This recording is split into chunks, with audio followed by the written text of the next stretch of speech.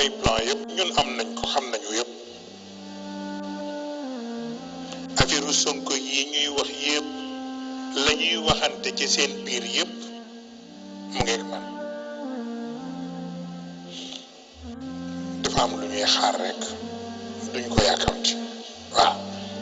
bu ko defee nag Sonko li ma koy ñaan rek mooy na aj boppam ci yàlla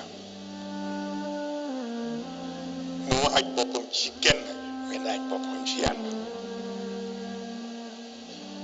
ndax yàlla moom bu noppeegul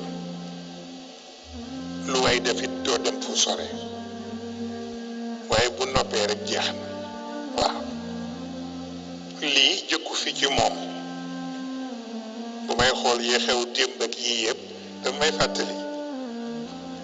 keroog bañ ma waree jël si pour yóbbu ma procès ñoom Cheikh ñoom Serigne Ndiaye ngi nii waaw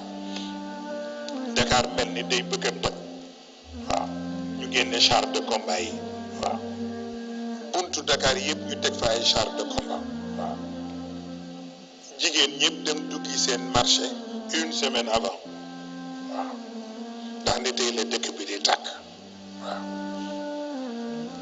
génne police yi woon ci àdduna bi yëpp pare nag pour ñoom li leen ci gën a neex mooy le fait que Moustapha Sy ñu dugal ko ci seen panier à salade yooyu waaw di ko yóbbu tribunal policiers yi topp ci di daw fii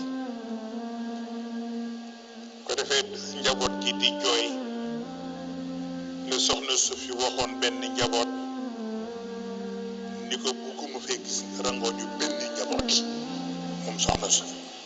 mu ne leen te seen jom nekkul ci ngeen di da ngeen di fekki Moustapha ca prison ba